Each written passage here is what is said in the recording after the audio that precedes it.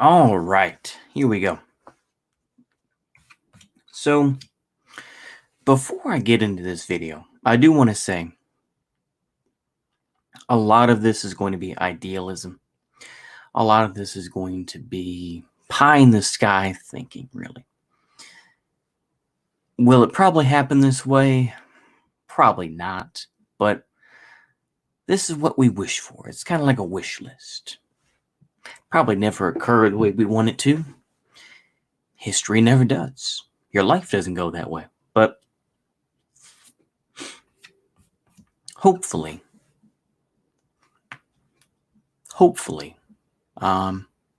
this can be something to wish for, or at least, use it as a guideline. Balkanization of the U.S., I think first and foremost, will, as a lot of the decolonialists will say, it will provide freedom to a lot of different groups to decide what they want to do. So there's that. Number two, it would bring local systems back. And it would bring more of a regional flavor to it. Instead of McDonald's and Olive Garden and Walmart, you go back to local places. And understanding things from a regional perspective. I think to a degree you can say, well, those still exist in the U.S., but not nearly as it once was. And I know people are going to say, well, those parts of the U.S. is artificial. That I'm sure. I know. But I don't know. So I think that's another aspect of it. I think that in general it would force people to get along with their neighbor. I think that, the decolonialists and the Reed Settlers bros out there can say what they want about the history of the U.S. and say, well, white people have always been evil or whatever. All right. And say that, the white working class never existed. It was always a labor aristocracy. All right. But the thing is, though, they're not going to get rid of all honkies. They're going to keep some honkies around. If for nothing else, as tokens. So, yeah, I think that I don't really believe in the idea of decolonization. I think it's silly. I think it's on the LARP of return to tradition, this and that. It's like, it's nice to say, but it's LARP, The native tribes are not going to go back to the way they were living, this and that. It's like, okay, yeah, good thing that you know about the history of various tribes and that women could vote for, could vote to decide whether we have war and men weren't allowed to. It's like, okay, great, but you're not going to go back to that society. It's just like people that wish the Catholic Church was this way again, or it's like, come on, man. You got to be able to adapt, That's why I could never call myself trad or completely call myself a conservative. It's like at the end of the day, people have to adapt to the new world that they live in, and not simply wish for the old one to return. It's just like, it's the same thing for wishing, my paganism would come back. No, come on, man. You can't wish for that. You got to be able to adapt,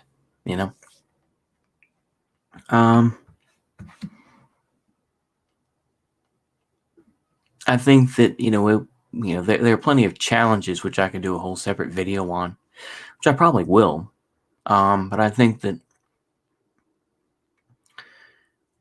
it would allow much more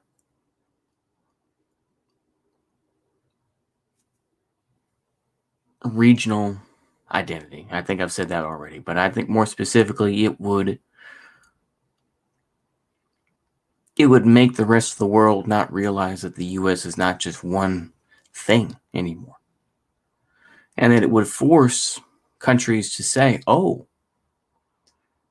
you mean Massachusetts simply isn't part of this whole thing? It's it's a different sort of place," or "Oh, Oklahoma is its own thing," or whichever, right? Like I say, and I think that you know making that happen will be good. Of course, it'll be more complicated for laws. It would be much more complicated for international trade, et cetera, et cetera, of course. But I think that we're headed that way anyway. I think that we're headed that way anyway. I just think the federal government, as much as Joe Biden wants to promote it, they are realizing that they don't have the power that they did. You know, we saw with Chaz.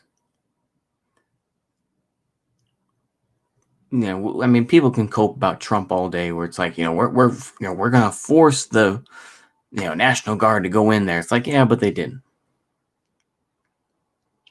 At the end of the day, Chaz was also an example that the states still have a fair amount of power, and that they aren't going, no matter, you could try to browbeat them as much as possible, and you can debate about how tough Trump was on this and that. I think at the end of the day, he was who he was, mostly somebody, a blowhard who just ran his mouth.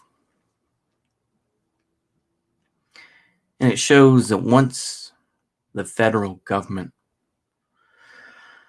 I think will implode, not necessarily explode, but implode due to its own incompetence, due to its own, inflated sense of itself and all its little departments.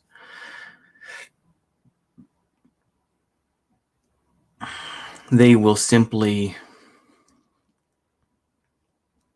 just kind of bust. And that will allow these parallel structures in various areas to take place. If you want to create your Ancapistan where, corporations do everything and there's no government or whatever, go for it. And then eventually they will get overrun and, some authoritarian country will take over probably, but that's a whole other story. If you want to be able to have a strong social security for your area, by golly, do it. Whatever the case may be for Texas, I would imagine that Texas would probably make stronger connections with Mexico. I know I've talked about that before. States like Minnesota would probably create better ties with Canada.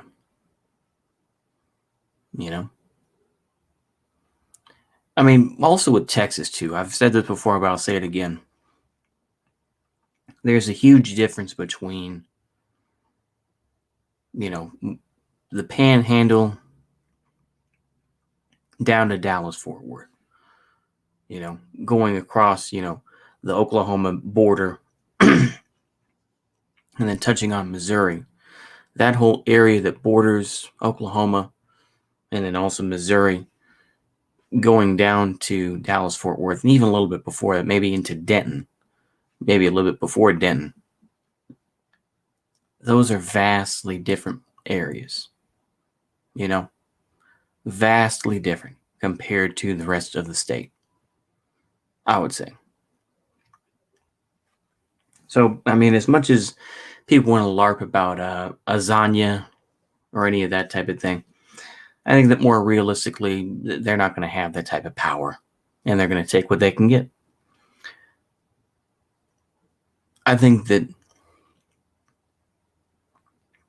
the northern parts of Texas where I live, and like I say, Amarillo and Lubbock, to me, that whole kind of area is more rural, generally speaking.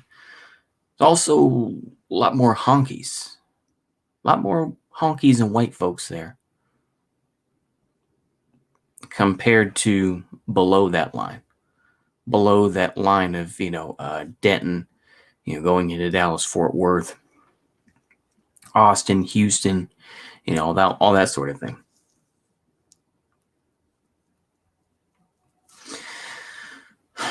But that's, like I say, I've talked about that a fair amount, that there is a difference between what happens up here versus what happens in Dallas, Fort Worth, what happens down in, like I say, it's a vastly different thing. So I do think that will occur. Much the same way as in, the Northwest. There are talks of, the state of Lincoln or the state of Jefferson, and kind of amalgamations of states that are separate from everywhere else. Now, of course, the coastal areas are going to have more power than the more inland ones. That's already guaranteed, yeah, which will limit the power of those things. But I think in general, though, is that the coastal cities will rely still on labor to a point. Like I say, until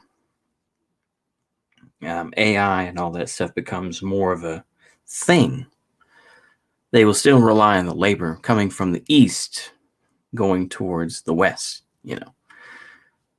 Who knows to the same degree. And some people will assimilate into that more of a cosmopolitan Western culture. I'm speaking about Washington State primarily here. Going over the Cascade Mountains into the west, going to places like Seattle, going to, Portland, this and that. Like I said, and I know Portland is in Oregon, I know. But so yeah, I think that those